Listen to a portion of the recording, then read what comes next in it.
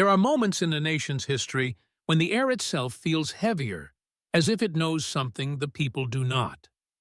That was Nigeria this week, 220 million people holding their breath after a two-paragraph announcement that landed like thunder in a quiet room. No speech, no warning, no national address. Just a sudden message from the presidency: 3 of the country's top military commanders were out. If you've lived long enough, and many of you watching, have you understand that power rarely shifts this quietly, unless something deeper is shaking beneath the surface. In Africa, change doesn't always arrive with sirens or gunfire. Sometimes it comes dressed in silence, in the kind of silence that makes ordinary people look over their shoulders and wonder what tomorrow might bring. Nigeria, the self-proclaimed giant of Africa, felt unusually small that day.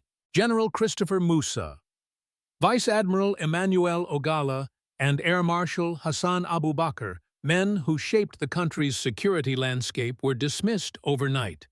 Not reassigned, not retired, removed. And in their place, a new figure appeared, Lieutenant General Olufemi Oluyede, introduced with phrases like renewed vigilance and professionalism.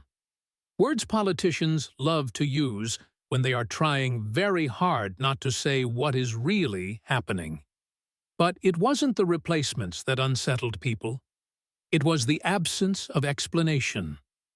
Because in Nigeria, where rumors travel faster than radio signals, silence doesn't calm a nation.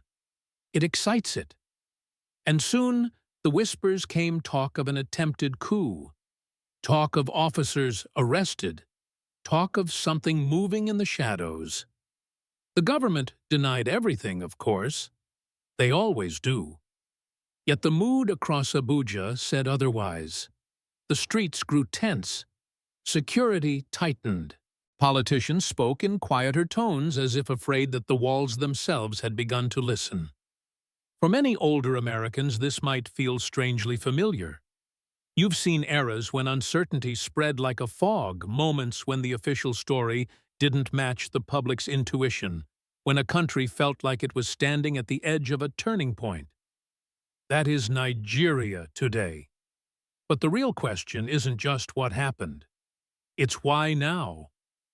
Why would President Tinubu shake the foundations of his military leadership overnight? What did he hear or fear in those barracks?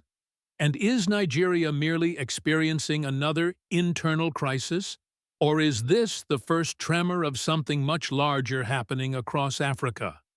The shakeup inside Nigeria's military didn't unfold like a routine administrative update. It landed like a political earthquake, quiet on the surface, violent underneath. It began with that short announcement from the presidency, an announcement so minimal it almost felt intentional. 2 short paragraphs informing the nation that 3 of the most powerful men in uniform were no longer in charge. Nothing more. For a country as complex and fragile as Nigeria, this level of simplicity is never a good sign. General Christopher Musa, the Chief of Defense Staff, a man who oversaw operations from the northeast to the Sahel borderlands, gone. Vice Admiral Emmanuel Ogala, the Chief of Naval Staff responsible for securing Nigeria's vulnerable coastline and critical oil corridors, gone. Air Marshal Hassan Abubakar, the Chief of Air Staff, whose fighter jets and surveillance programs were central to Nigeria's war on insurgency, also gone. 3 men representing the spine of Nigeria's security architecture removed in one motion, overnight. What made the situation even more unsettling was how swiftly their replacements were announced. There was no transition period, no ceremonial farewell, no speeches thanking them for service. Instead, the presidency introduced Lieutenant General Olufemi Oluyede as the new Chief of Defense Staff, describing the move as part of an effort to strengthen national security. The new heads of the Army, Navy, and Air Force were presented with similar phrases: professionalism, renewed vigilance, strategic realignment. On paper, it sounded clean. In reality, it looked like a preemptive strike. Inside Abuja, officials familiar with military affairs recognized the pattern immediately. Africa has seen this before, sudden reshuffles that look administrative but smell like anticipation, anticipation of trouble, anticipation of disloyalty, anticipation of whispers in the barracks that grow too loud for a president to ignore. And the whispers had already started. Local media had reported that at least 20 military officers, among them a brigadier general and a colonel, had been arrested weeks earlier. The stories pointed toward an alleged coup plot. The defense headquarters dismissed the claims as rumors. But in Nigeria, denial often functions as confirmation in slow motion. People in the capital began to sense something was off. The tone of government communications changed. Meetings behind closed doors grew longer. Senior officials moved with the kind of caution that comes not from confidence, but from fear of bad news. Then came the overreaction. When protesters gathered in Abuja, demanding the release of separatist leader Nnamdi Kanu, the police did not simply disperse them. They launched tear gas, made mass arrests, erected roadblocks across central districts. The response was excessive, even by Nigeria's standards, and it revealed something the government didn't intend to show: insecurity from within. You don't unleash overwhelming force unless you're unsure how steady the ground under your feet really is. Even inside the National Assembly, staffers described the atmosphere as tense, strange, and cautious. Conversations were hushed. People avoided political speculation in hallways. It was as if the institution itself recognized the shift before anyone admitted it publicly. For decades, Nigerian civilian governments have lived with a unique fear, the fear of their own military. The fear that loyalty can evaporate overnight. The fear that a commander might wake up one morning feeling more aligned with the frustrations of citizens than with the promises of politicians. This fear is not imaginary. It comes from history, from the coups of the 1960s, the 1980s, the 1990s, from the countless nights when presidents did not sleep because the barracks did not feel safe. So when President Bola Tinubu suddenly changed his top generals, many Nigerians didn't see reform. They saw a warning, a rearrangement done not out of strength, but out of urgency. And beneath that urgency lies a question almost too dangerous to ask aloud. Was this reshuffle meant to prevent a coup or to respond to one that had already begun? In whispers, Tinubu may not have said it. His administration may never admit it. But the timing, the secrecy, and the speed all point toward one undeniable truth. This was not routine. This was survival. If the military reshuffle was the spark, what followed in Nigeria felt like the sudden flare of dry grass catching fire. The atmosphere shifted from uneasy to electric, the kind of tension that rises when a country senses something larger moving beneath its political surface. It began with the arrest rumors, stories whispered through Abuja's informal networks long before they approached mainstream news. People spoke of officers taken into custody quietly at night, away from public view. They spoke of interrogations of seized communication devices, of meetings that never made it into official schedules. No one could confirm the details, but everyone agreed on one thing: something unusual was happening inside the military. The government's denial did nothing to calm the nation. In fact, it had the opposite effect. When Nigerian officials deny a crisis, citizens have learned to listen more closely, not less. The silence after each denial grew heavier, as if the truth was somewhere nearby, breathing just out of sight. Then came the moment that exposed everything. A crowd gathered in Abuja demanding the release of Nnamdi Kanu, the separatist leader whose case had become a symbol of political frustration. These were not militants. They were students, traders, civil servants, ordinary Nigerians holding signs and chanting for justice. But the police responded as though they were facing an armed uprising. Tear gas canisters flew. Streets were blocked off. Detentions were made in batches. Video clips showed elderly men coughing and young women running barefoot through smoke-filled sidewalks. That kind of force wasn't about the protesters. It was about what the government feared might be hiding behind them. To many Nigerians, the overreaction felt like the state trying to send a message not to the people but to the military. A demonstration of strength. A warning shot. A reminder that the government was still capable of tightening its grip if it felt threatened. Inside political circles, one phrase kept appearing: "This looks like an administration preparing for something." But the anxiety inside Nigeria didn't exist in isolation. It was part of a much larger shift happening across West Africa. Only 3 years ago, Mali stunned the continent with a military takeover. Then Burkina Faso. Then Niger. 3 neighboring countries, each falling like dominoes. Each led by soldiers who claimed they were stepping in not as tyrants, but as saviors. Saviors from corruption, insecurity, and the long shadow of Western influence. And the most startling part, crowds cheered. Tens of thousands waving flags. Young people shouting the names of their new leaders.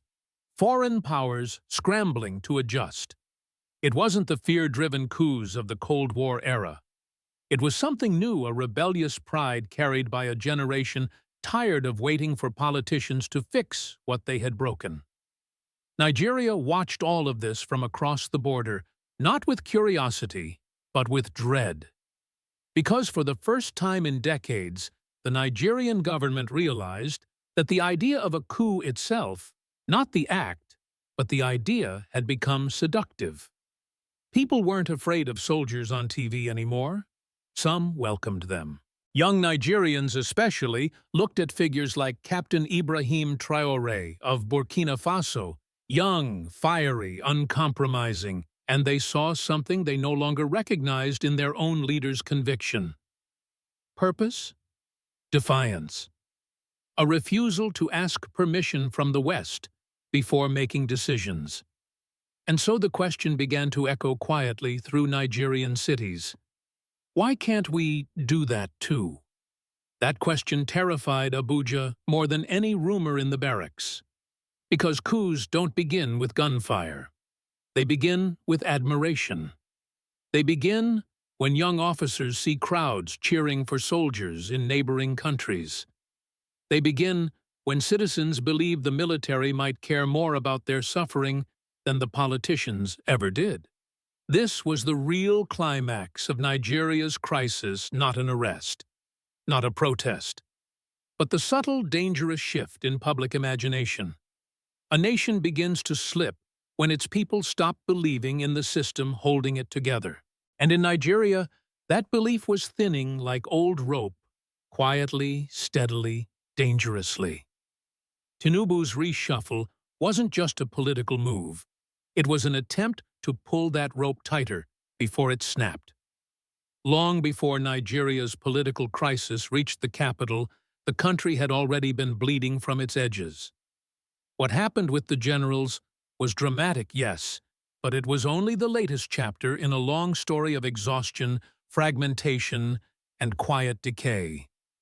To understand why the reshuffle felt so alarming, you have to look at what everyday Nigerians have been living with for years. Nigeria isn't fighting one war. Nigeria is fighting 5. In the northeast, Boko Haram continues its slow-burning terror campaign. The world may not see dramatic headlines every day, but the fear still lives in the villages where people sleep with one ear open, waiting for the sound of motorcycles or gunfire. And then there is ISWAP, the deadlier, more strategic offshoot, which has evolved from an insurgent group into a shadow government. They collect taxes. They enforce rules. They control trade routes. They even run schools where ideology is taught in place of education. For many rural families, it is ISWAP, not Abuja, that decides whether their children eat or starve. Move westward, and the threat changes shape. Bandits, an almost gentle word for organized armed gangs, roam the northwest, kidnapping school children, raiding markets, and attacking highways. These aren't random attacks. These are coordinated operations backed by networks powerful enough to negotiate multi-million-dollar ransoms. Entire towns have become no-go zones after sunset. Shift southward to the north-central states, and you find another conflict entirely, farmers and herders locked in cycles of retaliation that destroy crops, burn homes, and leave empty fields where families once lived. These clashes aren't just about land or cattle. They're about identity survival and generations of unresolved tension. And then, in the southeast, yet another storm brews. The separatist movement led by Nnamdi Kanu has created a simmering rebellion, not loud but constant. It is not driven by religion or tribe, but by fatigue. Fatigue with promises that never arrive, with development that never reaches the region, with arrests and detentions that feel like an old echo of the Civil War that many elders still remember. In each corner of the country, a different Nigeria is falling apart. And that fragmentation seeps into daily life in ways statistics cannot capture. A father in Borno wonders if his son will be recruited by militants. A mother in Kaduna prays her children's school won't be the next kidnapping headline. A trader in Onitsha wonders if she can travel safely between towns. A farmer in Benue counts the nights until the next attack. These aren't political crises. These are human crises, and the weight of them has worn the people down. Nigeria today carries a tiredness that sleep cannot cure. It is the kind of tiredness that settles into the bones of a nation. But the greatest consequence of all this is not the violence. It is the erosion of trust. Trust in government. Trust in political leaders. Trust in the military. Trust in the idea that Nigeria, this enormous, complicated, vibrant nation, still has the strength to hold itself together. Inside the military, morale has thinned to its lowest point in years. Soldiers speak quietly about unpaid salaries, outdated equipment, and commanders who live in comfort far from the front lines. Many feel abandoned by the very country they swore to protect. And an army that is exhausted, underpaid, and divided is an army vulnerable not only to defeat, but to persuasion. When soldiers begin to sympathize more with suffering civilians than with distant officials, the foundation beneath civilian rule begins to tremble. That is the real danger. Because Nigeria's crisis isn't only about insecurity, it is about meaning. What does it mean to be Nigerian when the country feels like five nations stitched together by force? What does it mean to be loyal to a government that so often feels absent? What does it mean to stand for a flag when the place it represents feels increasingly fragile? This is the slow erosion that terrified Tinubu's administration long before any rumors of a coup. Not a sudden attack, not a violent takeover, but a quiet dissolving. Territory lost village by village. Confidence lost person by person. Stability lost institution by institution. This is why the military reshuffle mattered so much. It wasn't simply about politics. It was about trying to stop a nation's center from hollowing out, trying to refill the cracks before the structure gives way, trying to keep the idea of Nigeria alive, even as the reality of Nigeria grows increasingly uncertain. And that is the heart of today's crisis. A government trying to project strength, while a country quietly questions whether that strength still exists. To understand Nigeria's crisis fully, you have to step back and look at it not just as a domestic issue, but as a chapter in a much larger geopolitical story, one in which the United States, Europe, and the rising independence of Africa all play central roles. Because Nigeria's insecurity, as painful and personal as it is for its citizens, no longer belongs to Nigeria alone. It has become international currency. For Washington, London, and Brussels, Nigeria represents something too big to ignore: a huge population, vast natural resources, and a strategic location between the Atlantic and the Sahel. A stable Nigeria benefits Western interests, but a too powerful Nigeria, one that is unified, self-reliant, and less dependent on foreign security assistance, that introduces complications. That is why every major flare-up in Nigeria's security landscape is often followed by offers of help: trucks, weapons, training, intelligence partnerships. Earlier this year, the United States approved a $346 million arms package for Nigeria. Fighter jets, precision weapons, surveillance gear. The press releases called it support. But many Africans have learned to read between the lines of support. Help often comes with paperwork, conditions, oversight, and a long chain of influence that extends far beyond the battlefield. And while Nigeria deepens its dependence on Western equipment, something else is happening across the Sahel: a quiet but powerful shift toward independence from Western security structures. Mali did it first, then Burkina Faso, then Niger. Three countries that tore up their military agreements with France, expelled foreign troops, rewrote their alliances, and declared a new path. And at the center of this wave stands a surprising figure: Captain Ibrahim Traoré of Burkina Faso, young, confident, unapologetically anti-interference. He speaks in a tone that resonates with young Africans who feel that their countries have been managed, advised, supervised, and corrected by outsiders for far too long. His image, camouflage uniform, strong voice, no-nonsense posture, has become a symbol of Africa's new defiance. And Nigeria, sitting right next to these countries, feels that shift like a tremor.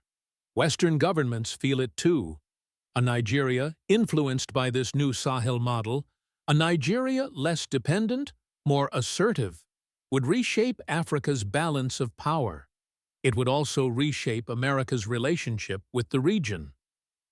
So when Tinubu replaced his generals, the move didn't just speak to Abuja. It spoke to Washington. It signaled continuity, stability, a reassurance that Nigeria was not ready to join the new Sahel alignment. But reassurance is not the same as respect, and dependency is not the same as sovereignty. The truth is, Nigeria stands between two paths.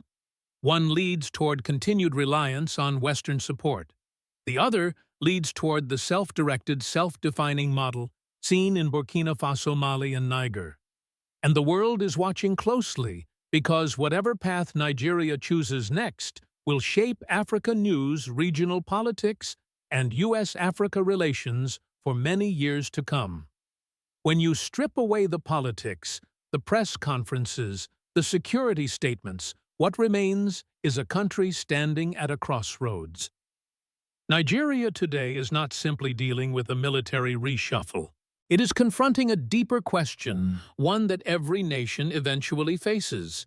What happens when the people stop believing in the system that claims to protect them? The tension in Abuja, the whispers in the barracks, the protests on the streets, the violence in the countryside, none of it exists in isolation. Each is a symptom of something bigger, something older, something that Nigeria has tried for years to outrun. A nation's strength is never defined only by its soldiers or politicians. It is defined by trust. And right now, Nigeria's trust is wearing thin. But here's the part that matters. A country doesn't collapse only when buildings fall or battles are lost. Sometimes collapse begins quietly, when people lower their expectations, when hope becomes optional, when silence spreads faster than outrage. Yet this same quiet can also be the beginning of renewal. Sometimes a nation has to reach a breaking point before it finds its resolve again.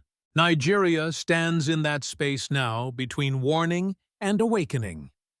If President Tinubu treats this military shakeup as just another attempt to tighten control, then the country may sink deeper into the slow erosion that has already hollowed out so much of its confidence.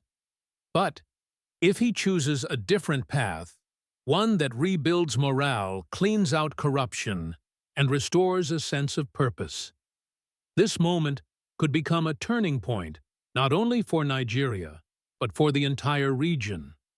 And make no mistake, what happens in Nigeria never stays in Nigeria. When the giant stumbles, Africa adjusts its balance. When the giant rises, Africa breathes easier.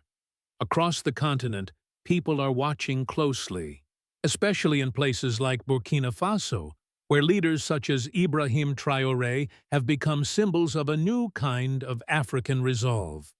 And around the world, those who follow Africa news understand that this moment in Nigeria may shape the future of West Africa more than any election or summit. So let me leave you with two questions. Do you think Nigeria's struggle is a warning for the rest of Africa or the beginning of something bigger? Should African nations continue trusting Western security help or start building their own defense networks, like Burkina Faso, Mali, and Niger have begun to do? If you have thoughts, I truly want to hear them. Your voice matters more than ever. Please share this video if you feel you are among the few who truly care about Africa's future. Subscribe if you believe that truth should matter more than headlines. Thank you for watching. Thank you for thinking deeply. And until our next conversation, stay safe, stay informed, and stay aware.